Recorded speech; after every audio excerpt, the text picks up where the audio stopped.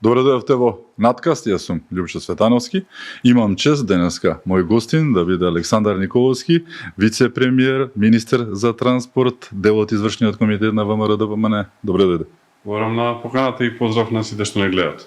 Александар, една тема која што мора да стартам бидејќи македонската јавност е опременета со неа, оној несреќен случај во Киселавода каде што еден работник почина, четворица се повредени, се случи за жал тоа што се случи. Повторно опозицијата за жал не смогна сили да не собира политички поени, но еве твој коментар на настанот. Сочувство до семејството и желба за побрзо да се опорават оние кои што се повредени. Се надевам дека и повикувам надлежните институции час поскоро да го разрешат случајот и сите оние кои што треба да преземат одговорност да преземат одговорност. Да преминеме на оние другите реални теми. Денови во фокусот и кај тебе и во Македонија беше токму коридорот 8. Имаше средба и со Европската унија. Реално гледано, докаде сме со реализацијата на овој мега проект? Тоа е навистина мега проект, добро кажавте. Се работи за паралелно и железнички коридор и автопатски коридор. Во минатото овој коридор скоро и да не е развиван, главно од идеолошки и политички причини. Имено во време на поранешна Југославија, некаде таму до резолуцијата на Информбирото, односите со Албанија и со Бугарија се добри, после тоа се нарушуваат. Дополнително на тоа, заради македонската популација која што живее во Бугарија и Бугарија не го има развивано многу од нивна страна, како и заради македонската популација која што живее во Албанија, баш каде што поминуваат коридорите живее македонска популација, но еве времињата се сменија, а во 90-тите години за жал државата повеќе се плячкаше отколку што било што се правеше со приватизацијата, после го имавме војниот конфликт. Да не зборувам за времето на Зоран Заев и конечно еве дојде влада која што се посвети на инфраструктурата. Инфраструктурата ни е приоритет број 1 како влада. И работиме многу интензивно. Во делот на автопат, ќе пробам најкратко да објаснам. Ќе почнам од границата со Бугарија до границата со Албанија. Веќе го реконструиравме граничниот премин Девебајр. Сега ќе работиме на проширување.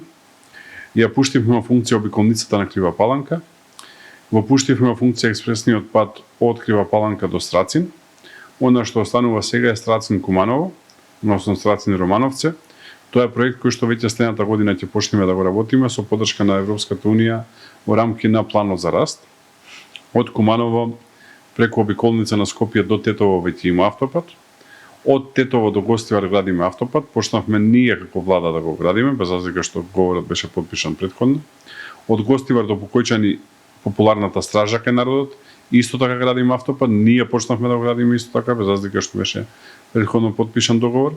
Во моментов сме во процедура на избор на изведувач заедно со Европската банка за обнова и развој за потегот од Букојчани до Кичево, а веќе Кичево-Охрид е скоро при крај.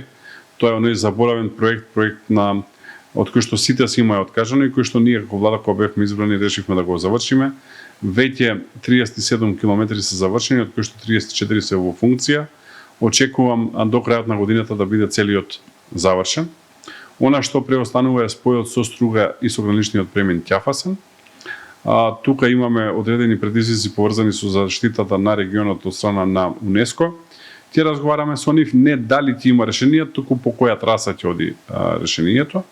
И очекувам во тек на месец јуни да имаме договори за таа работа, како би го израдиле и тој потек до Струга и до граничниот премин Ќафасен. А граничниот премин Ќафасен веќе го реконструиравме, исто како и граничниот премин Девебајр, и сега во втора фаза исто така ќе работиме на проширување.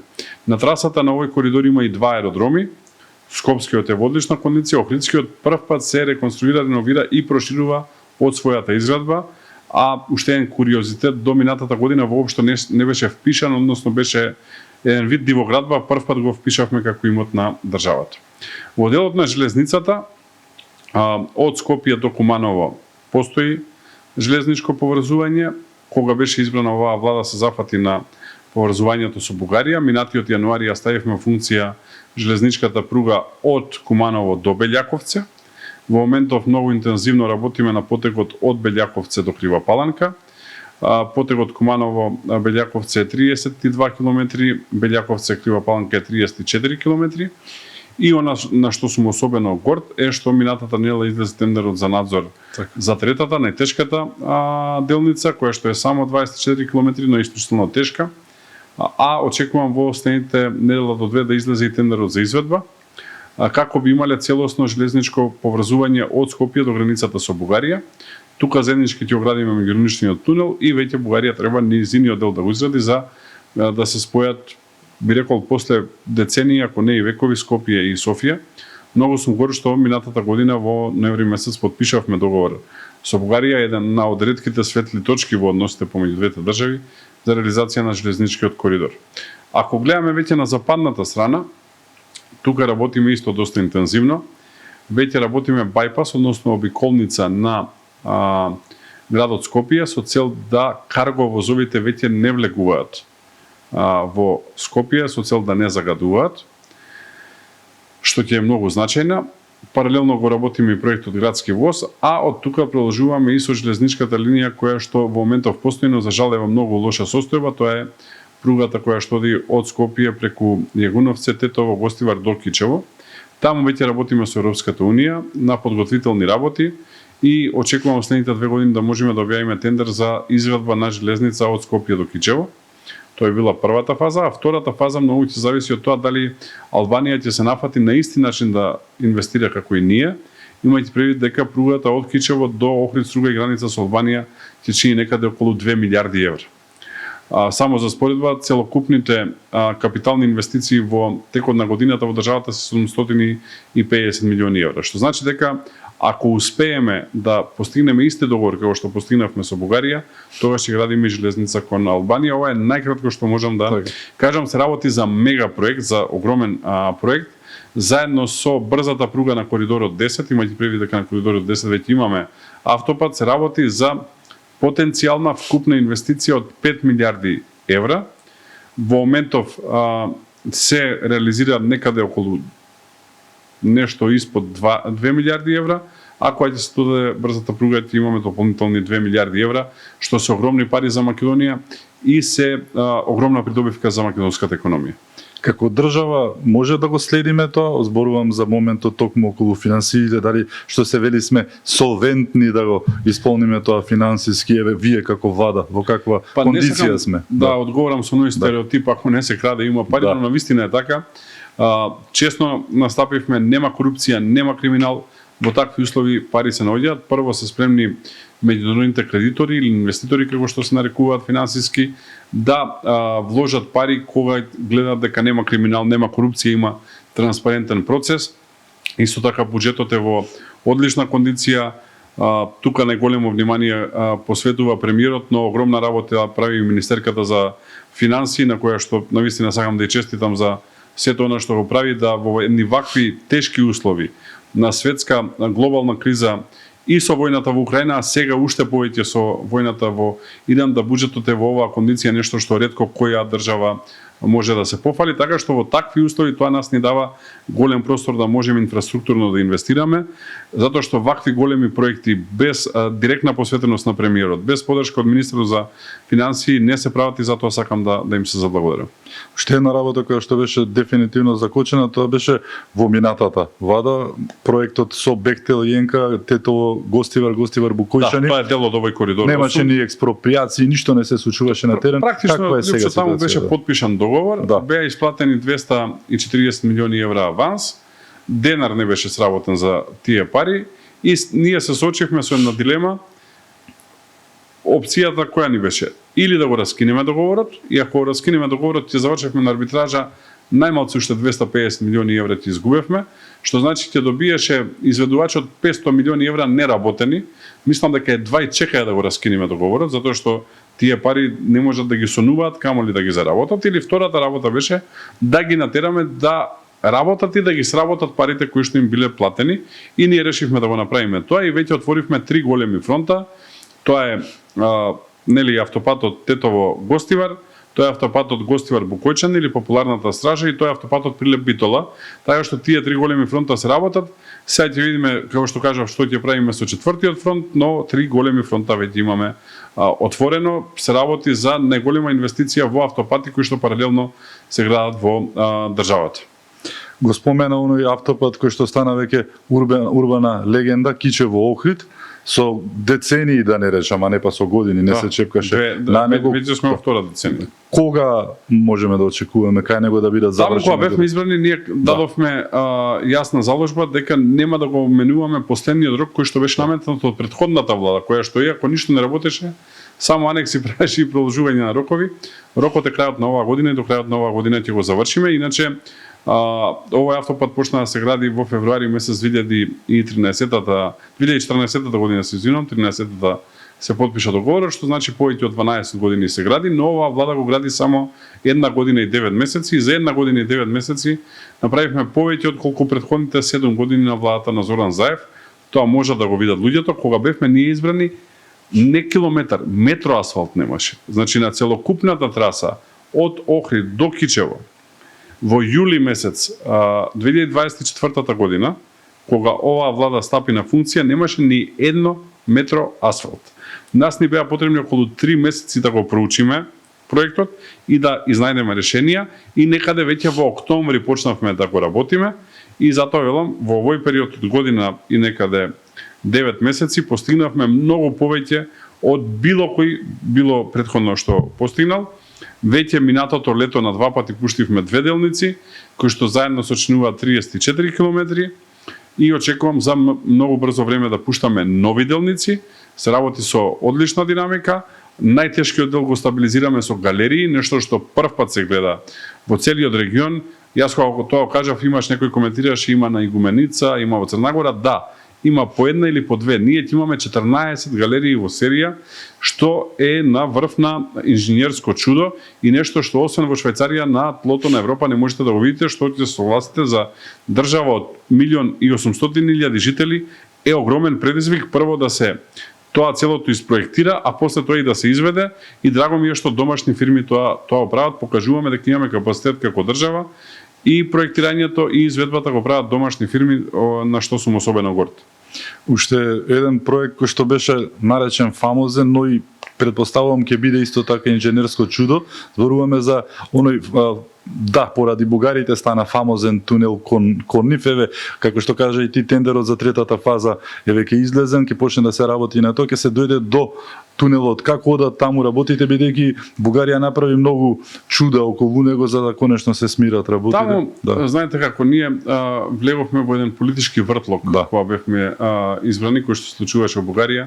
Бугарија тогаш веќе беше со 6 изборни циклуси позади себе на секој 6 месеци, ово им беше 8 кој што сега се случи и практично влеговме во предизборна кампања. Јас ги кажав проблемите онакви какви што се, кои што се инженерски, и цело време инсистирав дека проблемот е инженерски, а не политички, а тоа е дека тунел не може да се изгради до пола. Во суштина ова е тунел.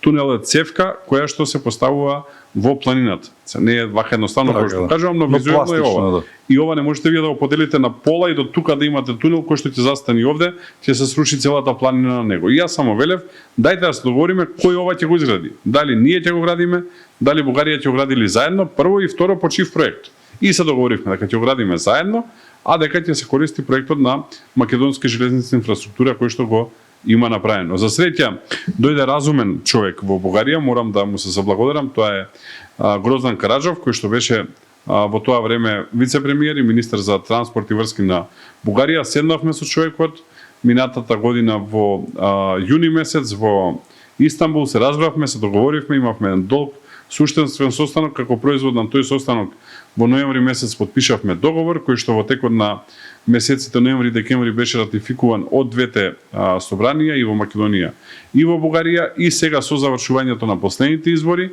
веќе по формирањето на новата влада ќе можеме да влеземе во реализација на истиот. Она што ми е исто така драго е што се согласи Бугарија да ја реконструира или да изгради нова железница на потекот од граница со Македонија до Софија. Тоа е за нив огромна инвестиција. Инвестицијата на нивна страна ќе помине 1,2 милиарди евра, околу 2,4 милиарди лева, што е огромна сума и за поголема држава од нас како што е Бугарија, повторно е голема сума. И драго ми е што едниот тендер веќе успешно им заврши, а за другите делници имаат тендери, што значи дека ние ќе имаме модерна пруга од Скопје до Софија и тоа е целта. Целта е да може брзо да се стига помеѓу Скопје и Софија, не да се стигне до граница или до Крива Паланка, така што успеавме и драго ми е што успеавме затоа што кога сте во право и кога ги имате аргументите, тешко со политика истите се побиваат, на сите им стана јасно дека аргументите се на наша страна, без разлика што на почеток јас се соочував со силни удари не само од бугарската јавност, но имаше тоа и во круговите на меѓународната заедница, дали јас тоа го правам намерно, дали го правам со некоја позадина или задна цел, се покажа дека пристапот ми е отворен, искрен и дека јас сакам да се заврши, а не да не се заврши проектот, сакам да се изгради железницата помеѓу Скопје и Софија, а не да не се изгради, и драго ми е што ова беше како решение. Помогна тука многу и од француската влада, сакам на Филип Табаро, министерот за транспорт на Франција, се заблагодарам, кој што многу помагаше, комесарот за транспорт на Европската унија Апостолис Цицикостас, директорката за проширување Валентина Суперти, така што тоа беше една меѓународна акција која што вроди со плод и веќе сега ги гледаме плодовите. Каква е поддршката токму на Европската унија? Пред 2-3 дена имавте и состанок, нели, со нив.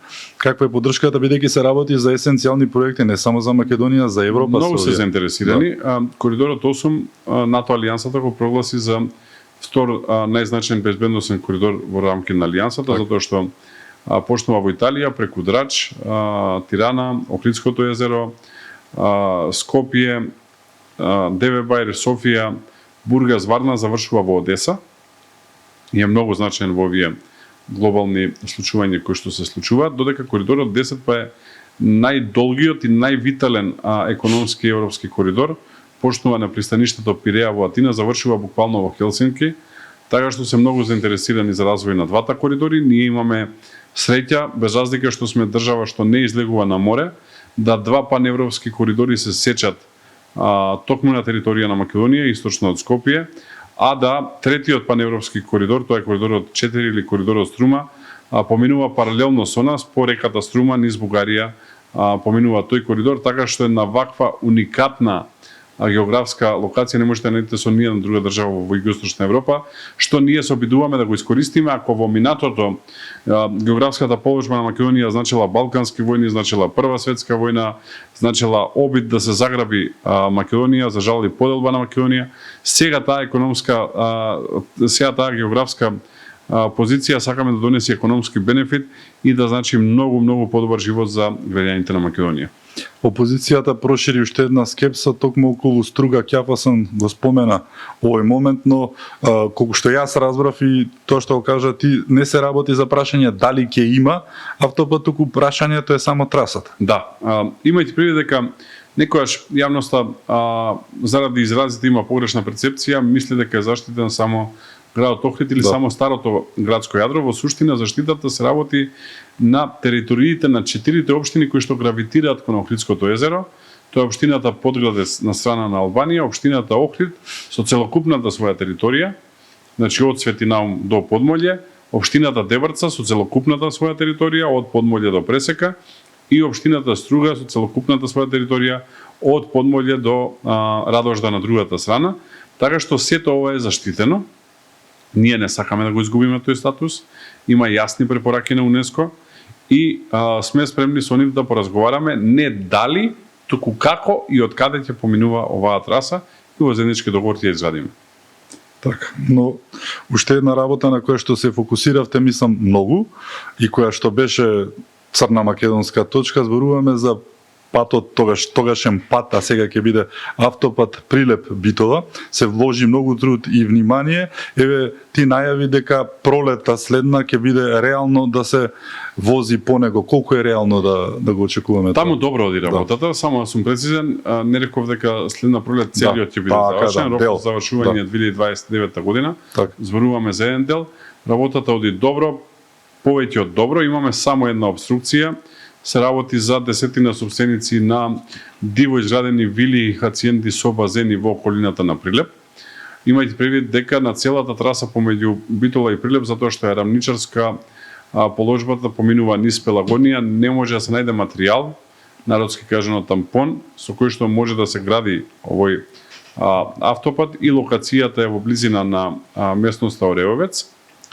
Таму има, како што кажав, десетина буџовани кои што си ги штитат собствените хациенди и вили и не дозволуваат на изведувачот да пристапи кон наоѓалиштето, иако на приватниот изведувач кој што има во соседството, например, на одјалиште, него му дозволуваат, значи камионите од приватниот изведувач не предизвикуваат бучава, потреси и загрозување на водата или не знам на што, иако прилеп вода пие од студенчишта, изворот од Кичево, а не од тука, ама еве, таков аргумент има, но камионите на изведувачот кој што работи за државата, во случајов на Бехтел Ленка, тие произведуваат бучава, тресат и така натака. Само да знае јавноста дека штетата по однос на државниот буџет може да достигне до 100 милиони евра, имајќи предвид дека сега сме приморани да купуваме материјал од приватни каменоломи и да плаќаме за неговиот транспорт, што кога ќе ја пресметате цената на материјалот и на транспортот може да стигне до 100 милиони евра, кои што ако ја вложиме во Прилеп, Битола, Могила, Новаци, Кривогаштани, Крушево, целиот регион ќе се трансформира целосно, а ние треба да ги даваме по приватни джебови. Јасно е таму дека има агенди, само се прашувам дали агендите се бизнис и политички или се само бизнис, и очекувам во најбрзо можно време да се отстрани таа блокада и да почне да се работи и таму. Уште еден есенцијален момент кој што го спомена, тоа е брзата пруга, докаде сме на незината реализација со неа. Таму работиме подготовки во моментов. Так. За не ни се случи Охрид Кичево, да го почнете проектот да решите за 4 години ќе завршите, па да после тоа поминат 12 години и се уште да не е завршен. Мора да направиме добра подготовка. Работиме со нашите партнери од Велика Британија, имајќи предвид дека овој проект се работи со поддршка на Велика Британија. Едни од најголемите светски фирми за планирање работа на теренот. Дел се од Велика Британија, дел се од Австрија. И тие фирми работат многу сериозно. Очекуваме во текот на летото или до крајот на летото да целокупната подготовка биде завршена. И кога тоа ќе се случи, веќе да влеземе во фаза на избор на изведувач и на завршување на проектот. Рокот на завршување е 5 години и за да останеме во 5 години мора да ја направиме оваа подготовка. И мислам дека ова е лекција за големи инфраструктурни проекти, како се работат, дека прво треба да се обезбеди финансирање преку проектно финансирање, после тоа се направат добри подготовки, да се избере добар изведувач, да се избере добар надзор и тоа гарантира дека ќе се заврши во рок. И ова е добар пример и за нашата домашна оператива, но и експертиза, да видат како се работат големи проекти. Буквално по книга одиме во овој проект и сум многу горд на развојот на овој проект.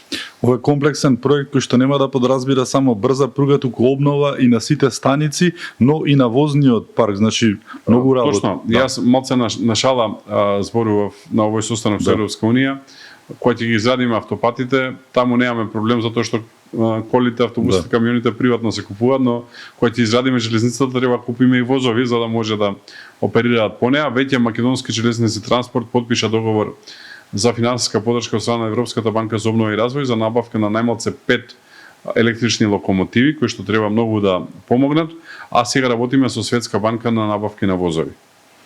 Заедно во целиот овој пакет ќе рече некој не е, но зборуваме за повторно за пруги, зборуваме за нешто што треба да биде многу големо олеснување за скопјани.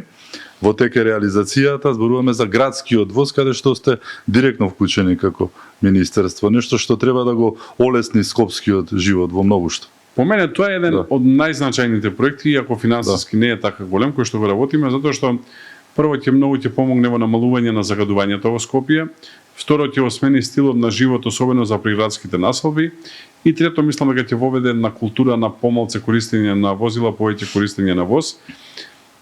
И можеби најбитното да се почувствува Скопје како светска метропола. Ова се проекти кои што ги има најголемите метрополи во светот, со градски возови, дали имате City Train во Виена, дали го имате во Париз. Тоа е она што ќе го види Скопје како модерно урбано живење. Ние паметно користиме постојната инфраструктура која што постои, само ја надградуваме. Веќе сме во напредна фаза на ревитализација и реконструкција на линијата која што оди од Зелениково преку Драчево, Ново Лисиче, поминува низ просторот транспортен, каде што е железница транспорт помеѓу Кисела Вода и аеродром и завршува кај транспортниот центар, односно Нова железничка. Би требало до крај на месец јуни да биде завршено, за 1 септември веќе да почне да функционира градскиот воз на оваа линија, паралелно во моментов се работи проектирање заедно со градежниот факултет и очекувам во втората половина на оваа година да објавиме тендер и за останатите две линии. Едната линија која што оди од Нова железничка станица преку Бутел, Скопје север до Ѓорче Петров и втората која што оди од Нова железничка станица преку автокоманда Маđари завршува во Илинден. И очекувам истите да бидат завршени некаде до крајот на 2027 година, почеток на 2028 година, кога овој проект ќе го добие целокупното свое лице и ќе можеме сите да го користиме и да го видиме на терен, што, како што кажав, многу ќе помогне во намалување на загадувањето. Ако на тоа надодадеме дека Скопје ќе добие ова есен 100 електрични автобуси, евалуацијата е во тек за набавка на 150 електрични автобуси, 100 за Скопје, 50 за останатите општини, тоа сериозно ќе влијае на намалување на загадувањето во градот. Ја спомна Виена, деновиве бевте и во Австрија, заедно со премиерот Мицкоски. Таму изразија огромна поддршка токму за коридорот 10. Како поминавте во Австрија? Иде во меѓународните односи, јас сум го работел тоа долго. Символиката е најбитна. Ние бевме примени со највисоки државни почести, што многу кажува. Кога ќе видите тоа ниво на символика и на протокол, тоа покажува кој е односот на државата во која што одите. Сакам да се заблагодарам на канцеларот Штокер, на целокупната негова влада, на амбасадорот Палмер на Австрија во Македонија за целокупната организација. Навистина имавме два прекрасни дена. Односите со Австрија се одлични. Австрија е најголем странски инвеститор во Македонија во апсолутни бројки и исто така по глава на жител. Планираат многу нови инвестиции. Таа што можам да кажам дека Австрија е еден од најголемите пријатели на Македонија, цврст заложник за членство на Македонија во Европската унија, силен наш поддржувач и економски поддржувач. За нив коридорот 10 е витален, имајќи предвид дека кога целосно ќе се изгради брзата пруга по коридорот 10, патувањето на стоките кои што доаѓаат од Блискиот исток, од Далечниот исток и од Кина кон Европа ќе се скрати за 21 до 22 дена, затоа што сега доколку брод кој што поминува низ Суетскиот канал се укотви во Пиреа во Атина, опција 1 или опција 2 отиде на северните пристаништа како Хамбург, Ротердам и Антверпен, доколку искористи втората опција, треба да потроши дополнително 21-22 дена да помине низ Средоземно море, Гибралтар, Атлантски океан, Ла-Манш каналот и да се укотви во овие пристаништа. Единствената причина зашто тоа го прават бродовите, затоа што оттаму има добра железничка инфраструктура, а од југот нема. Кога ќе ја завршиме, ќе значи многу, огромни приходи за Македонија како држава, но ќе значи многу и за Унгарија и за Австрија, затоа што ќе станат центар на трговијата во Централна и Југоисточна Европа. Знам дека секојдневно правите проценки како влада, но еве, дали ситуацијата со горивата може да има ефект врз овој така наречен, слободно можеме да го наречеме инфраструктурен бум во Македонија, дали може да попречи? Кратко не, да. Тука премиерот одлично ја води работата. Да. Целосна негова посветеност има на менаџирање на овој проблем. Имаме мерки кои што може да ги видат граѓаните не само на телевизија, туку на бензинските пумпи. Имаме најевтино гориво и дизел во целиот регион и бројни граѓани од сите наши соседи, и од Албанија, и од Грција, и од Бугарија, и од Косово, и од Србија, доаѓаат да точат гориво во Македонија, што мислам дека многу зборува. Паралелно, Приштинскиот аеродром целосно се снабдува со керозин од Македонија, а делумно и аеродромот во Ниш, што покажува дека не само што ги обслужуваме нашите два аеродроми, Охрид и Скопје, туку ги обслужуваме и аеродромите во соседството, и мислам дека таа паметна политика на премиерот Мицкоски ги дава резултатите. Испомна токму аеродромите и авионите, имаме силно раздвижување на авиосообраќајот. Како го постигнавте тоа со субвенционирањето или посложено е малку? Тоа е една стратегија на која што работевме многу во текот на 2024 година. Забележавме, кога бевме избрани, како и во многу други сектори, дека силно опаѓа авионскиот превоз. Бројни дестинации се откажуваа, нови не доаѓаја, процентуално се намалуваше бројот на патници, некаде бевме околу 2 милиони и 500-600 илјади патници. Создадовме целоден концепт, кој што не е лесен. Разговаравме со бројни авиокомпании, јас лично одев да разговарам со нивните директори, да ги замолам да ја разгледат Македонија како дестинација. Не смееме да заборавиме дека ние немаме излез на море и дека сме далеко од атрактивна дестинација. Сега ние можеме до утре да се лажеме, но за авиосообраќај најатрактивни се дестинациите кои што се поврзани со летните одмори на море, или големи ски центри на зима, ни едното го имаме, ни другото за жал. И во такви услови многу е тешко да развивате авиосообраќај. До денеска имаме 28 нови дестинации од како оваа влада избрана, што сум многу горд. Бројот на патници оваа година ќе помине 3,5 милиони патници, минатата година помина 3 милиони патници, а веќе во 2027 година ќе поминиме 4 милиони патници. Кажав дека бевме некаде на 2,5 до 2 милиони и 600, што значи дека некаде за 70% одиме нагоре. За држава од 1.800.000 жители тоа е огромно. Оваа година Скопскиот аеродром е апсолутен лидер по раст на патници на територија на поранешна Југославија. 30% имаат раст на Скопскиот аеродром во првите 3 месеци, јануари, февруари и март, а во првите 3 месеци оваа година Охридскиот аеродром има 20% раст. Убеден сум дека по реконструкцијата и проширувањето на Охридскиот аеродром еден преубав мал аеродром ќе личи на Медитерански аеродром, уште повеќе ќе имаме расти таму.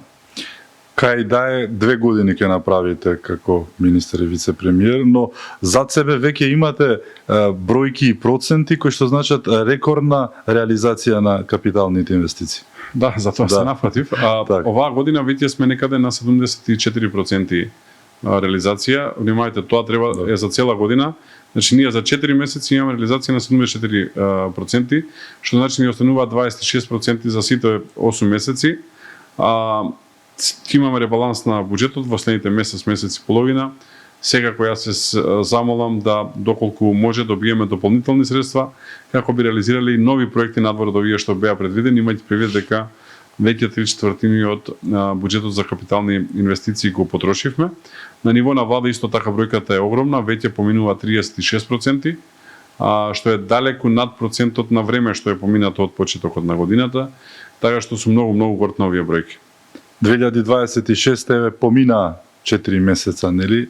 1/3 од нив. Што да очекуваме за крај во 2026? Видете, никој не го очекуваше ова со Иран, голем предизвика. За жал, нити можевме да влијаеме дали да почне или не, нити можеме да влијаеме дали ја заврши или не. Тоа е единствениот прашалник што го имам. Се останато е во наши раце и ќе бидеме одлични доколку таму се смират работите и се стабилизираат цените на нафтата. Така. Благодарам што бевте мој гост. Благодарам, беше задоволство и поздрав на сите што не гледат. Благодарам и беше чест. Благодарам и вам што бевте со нас, да сте ни живи и здрави и секако чувајте се многу.